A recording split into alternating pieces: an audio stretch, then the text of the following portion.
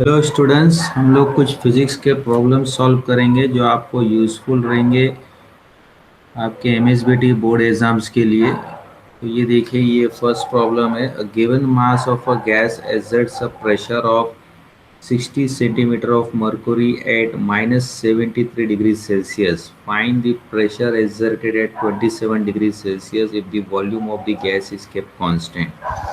तो इसमें दिया गया है कि अगर आप गैस के वॉल्यूम को कांस्टेंट रख रहे हो, गैस के वॉल्यूम को अगर आप कांस्टेंट रख रहे हो तो क्या होगा। अगर आपने गैस के वॉल्यूम को कांस्टेंट रखा हुआ है और आप गैस के टेम्परेचर को बढ़ा रहे हो, इसका मतलब आप गैस को गर्म करते जा रहे हो वॉल्यूम कांस्टेंट रख के, तो उस समय क्या होगा, गैस की प्रेशर जो रहेगी वो बढ़ जाएगी, क्योंकि गैस की प्रेशर जो है वो डायरेक्टली प्रोपोर्शनल है टेम्परेचर को। तो इसको हम लोग बोलते हैं गे लूसेक्स लॉ। तो यहाँ पर आपको दिया हुआ है कि पहले जो गैस की प्रेशर दी गई है वो आप देखिए, यूनिट यहाँ पर दी गई है 60 सेंटीमीटर, राइट। तो given mass of the gas exerts a pressure of 60 centimetre. तो आप जानते हो गैस की प्रेशर मेजर करने के लिए हम लोग यूज़ करते हैं बैरोमीटर। तो यहाँ पर गैस का प्रेशर आपको दिया गया है 60 सेंटीमीटर, मतलब हाइट ऑफ द मर्कुरी आपको दी गई है 60 सेंटीमीटर। तो यहाँ पर जो गैस की टेम्परेचर आपको दी गई है -73 डिग्री सेल्सियस। तो माय डियर स्टूडेंट्स, आपको गैस लॉ में आपको ध्यान में रखना है कि टेम्परेचर आपको केल्विन में करना है।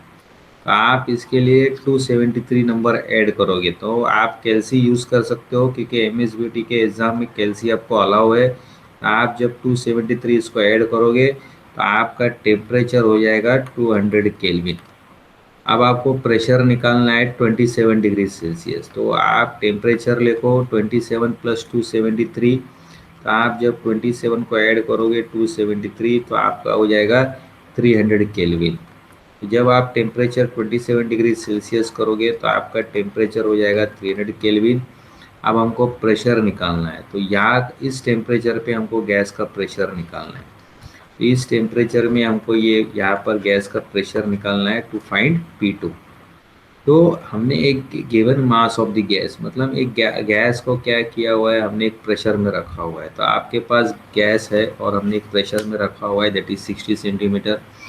ये कम टेम्परेचर में, यानी कि गैस ठंडा है तो प्रेशर कम है, गैस अगर गर्म हो जाएगा तो प्रेशर क्या हो जाएगा, ज़्यादा हो जाएगा। लेकिन हमको क्या कांस्टेंट रखना है, वॉल्यूम कांस्टेंट। तो अगर वॉल्यूम गैस की कांस्टेंट है तो आप देखो उस समय आपका लॉ लगेगा, दैट इज़ गे लूसेक्स लॉ। तो हम लोग गे लूसेक्स लॉ का इस्तेमाल करेंगे। तो गे लूसेक्स लॉ जो रहता है, ये आपका क्या रहता है, pressure is directly proportional to temperature. तो आप देखिए यहाँ पर हमको P2 फाइंड करना है। तो P1 अगर आप लेते हो P1/T1, ये इक्वल टू क्या रहेगा आपका, P2/T2। क्यों? क्योंकि प्रेशर डिवाइड बाय टेम्परेचर आपका कांस्टेंट रहेगा, मतलब किसी भी वक्त अगर आप गैस के प्रेशर और टेम्परेचर को डिवाइड करते हो तो आपका आंसर सेम रहेगा। अगर आप इस गैस को ठंडा करते हो या अगर आप इस गैस को गर्म करते हो, तो अगर आप गैस को गर्म गर्म करते जा रहे हो तो जैसे जैसे उसका टेम्परेचर बढ़ेगा तो वैसे वैसे उसका प्रेशर भी बढ़ते जाता है। लेकिन प्रेशर और टेम्परेचर को आप किसी भी वक्त डिवाइड करोगे आपका आंसर सेम रहेगा। तो अगर देखिए, मैंने यहाँ पर गैस का प्रेशर जो ले रखा हुआ है 60 सेंटीमीटर लिया हुआ है।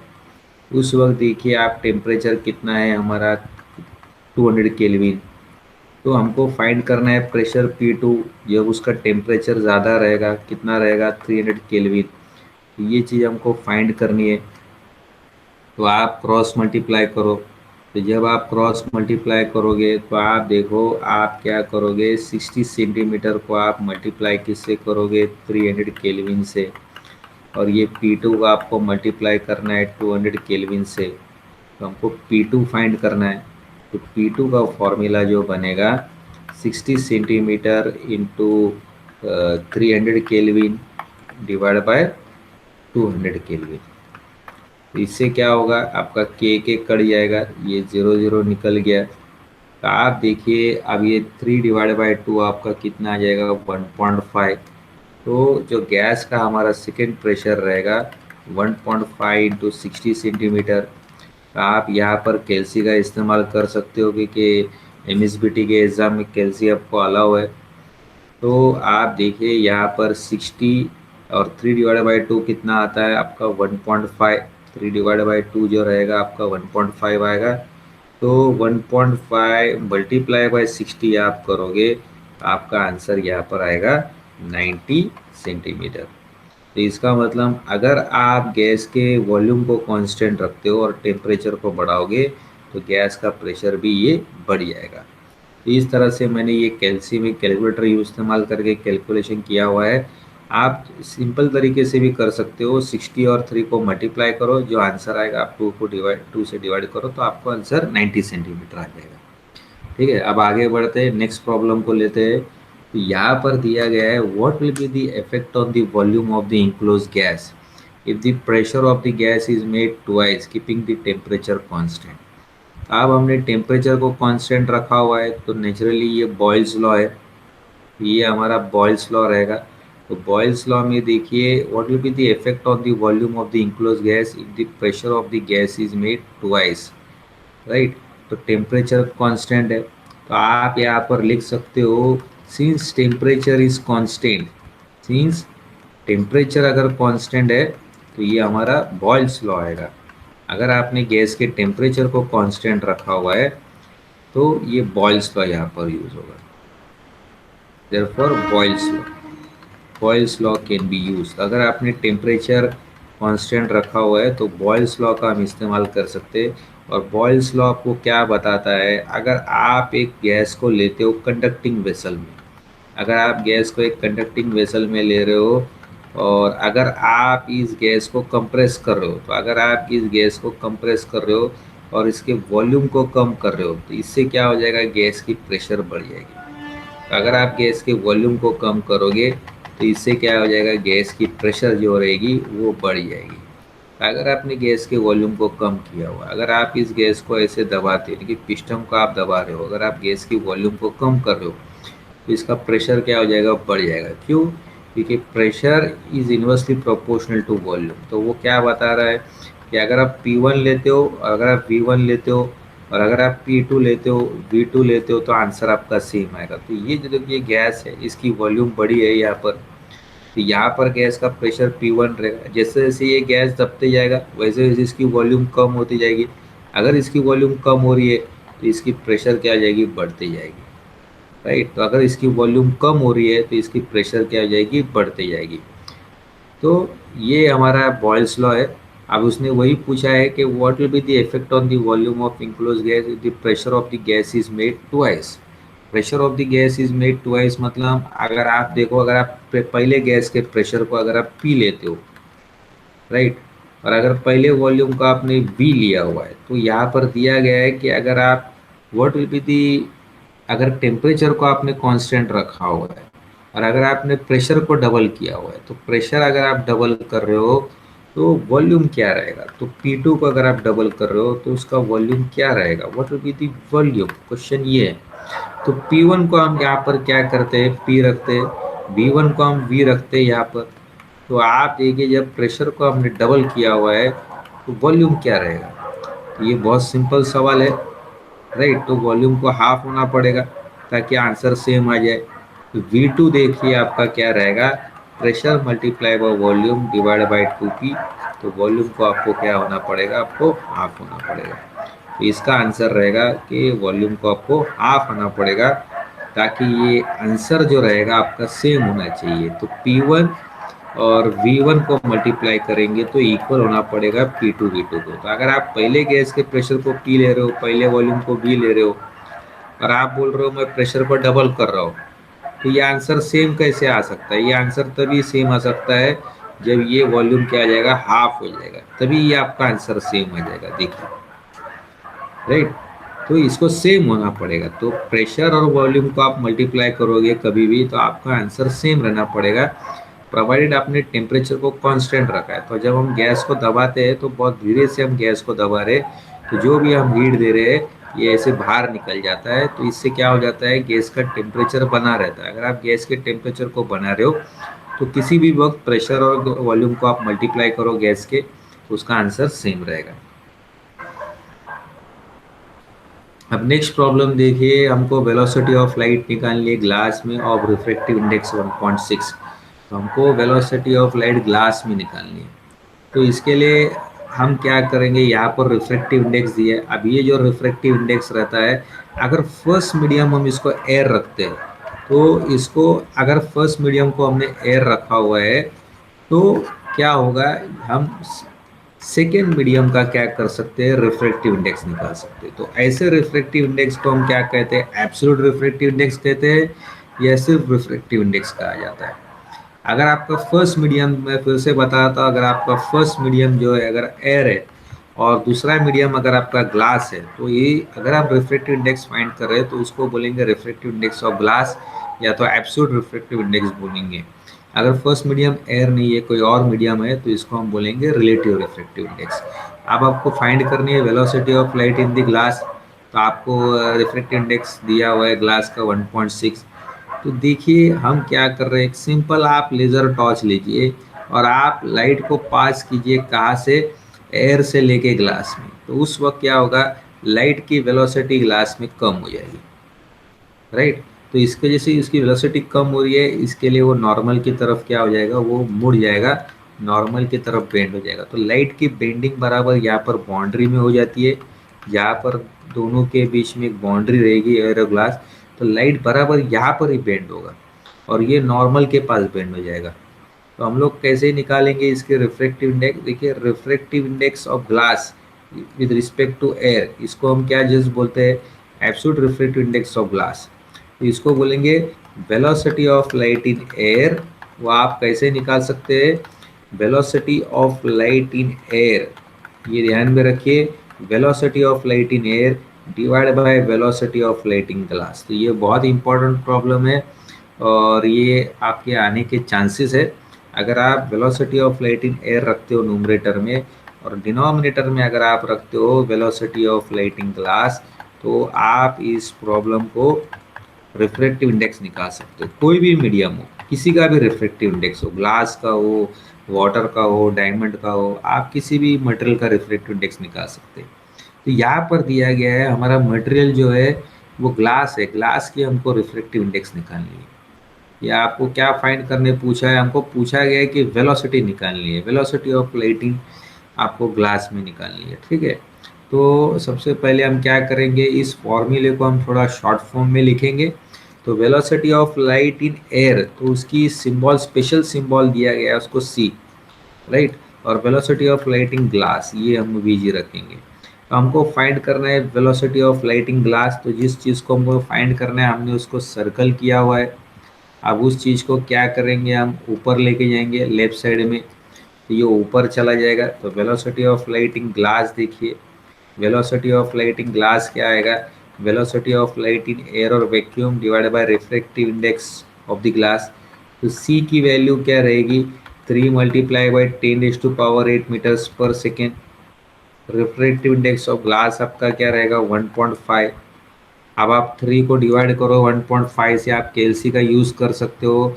डिप्लोमा के एग्ज़ाम्स में कैलसी अलाउ है, एमएसबीटी के एग्ज़ाम में आपको कैलसी अलाउ है। तो 3 डिवाइड बाय 1.5 आपका कितना आ जाएगा, 2 आ जाएगा। तो इसका मतलब लाइट जब ग्लास में जाती है तो स्लो हो जाती है और उसकी वेलोसिटी कितनी हो जाती है, 2 multiply by 10⁸ metres per second. तो जब लाइट ग्लास को हिट करती है, तो जब लाइट ग्लास को हिट करती है इस पॉइंट पे इसकी वेलोसिटी कम हो जाती है, ये 3 से लेके 2 हो जाती है। तो यहाँ पर ये मुड़ जाता है, तो यहाँ पर ये बेंड हो जाता है।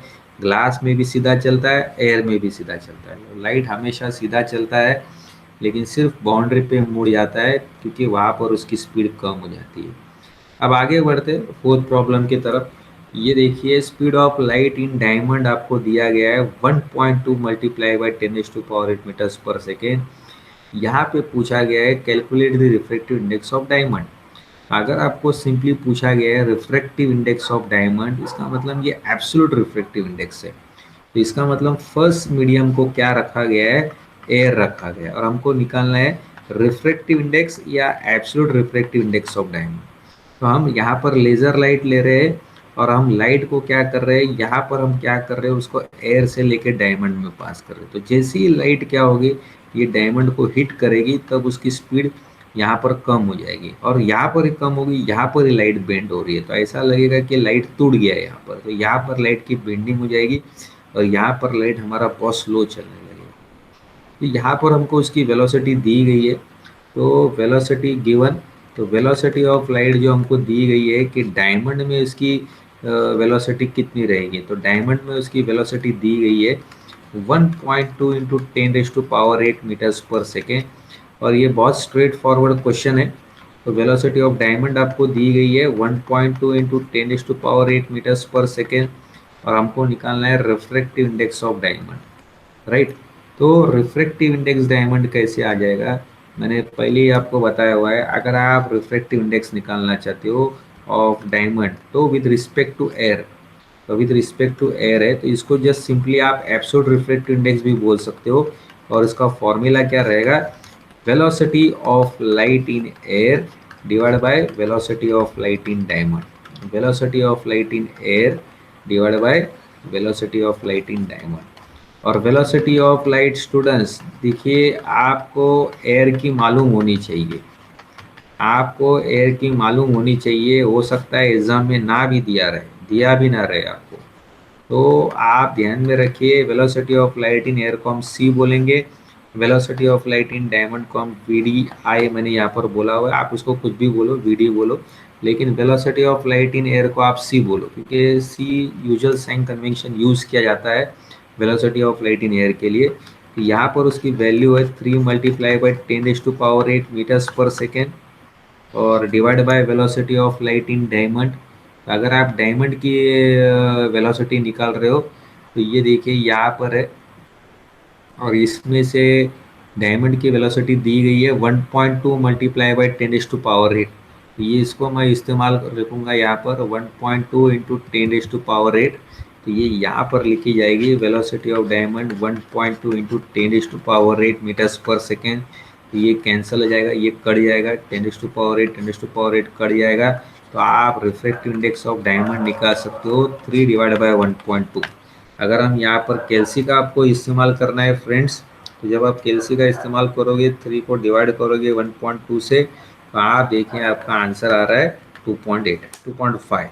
इस तरह से ये भी हमारा प्रॉब्लम सॉल्व हो गया है। रिफ्रैक्टिव इंडेक्स ऑफ डायमंड कितना आ रहा है हमको, 2.5 आ रहा है, राइट। अब आगे की तरफ बढ़ते हैं, और ये लास्ट प्रॉब्लम है इसके आगे। इस चैप्टर में से प्रॉब्लम्स आपको आने के बहुत चांस रहते हैं।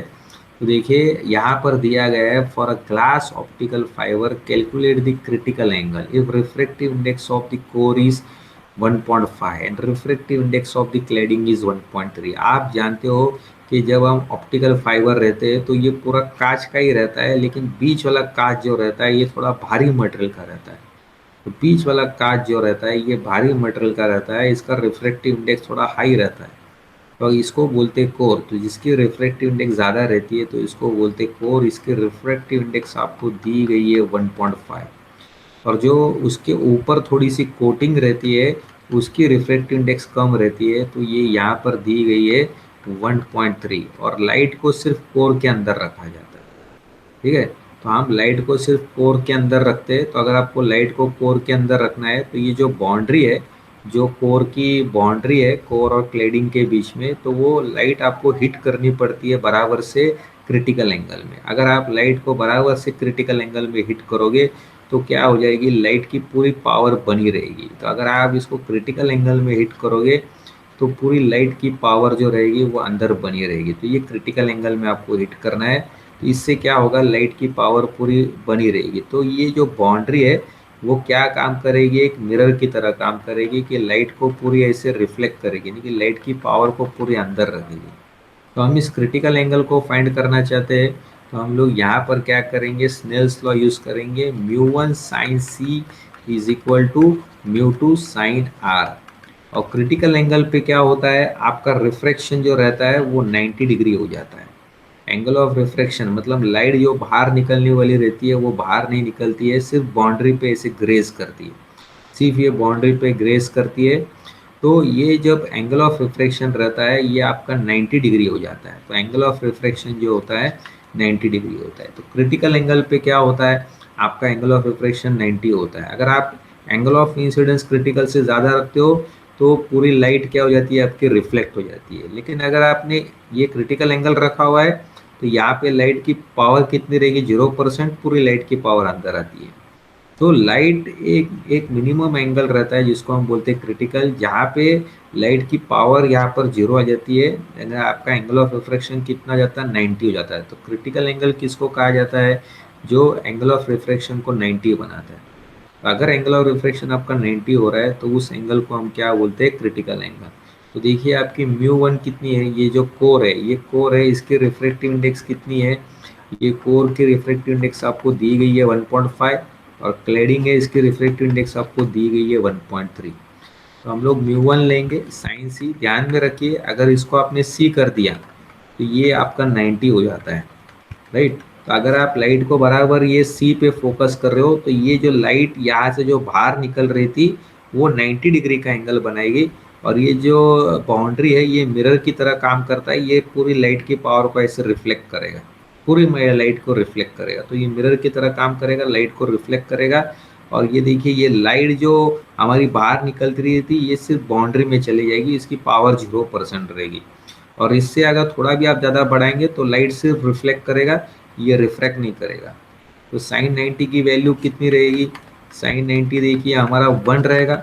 तो इससे हम क्रिटिकल एंगल फाइंड कर सकते हैं कि mu one sine C equal to mu two रहेगा। तो अगर आपको क्रिटिकल एंगल फाइंड करना है तो ये फॉर्मूला लगेगा, sine C is equal to mu two upon mu one. तो म्यू टू आपका क्या रहेगा, कम रहेगा, म्यू वन ज़्यादा रहेगा। तो म्यू टू देखिए आपका कितना है, 1.3 है। म्यू टू आपका 1.3 है और म्यू वन आपका 1.5 है। तो आप साइन सी निकालेंगे तो 1.3 को किससे डिवाइड करना है आपको, 1.5 से डिवाइड करना है। तो 1.3 को अगर आप डिवाइड करोगे 1.5 से तो आपको आएगा 0.866।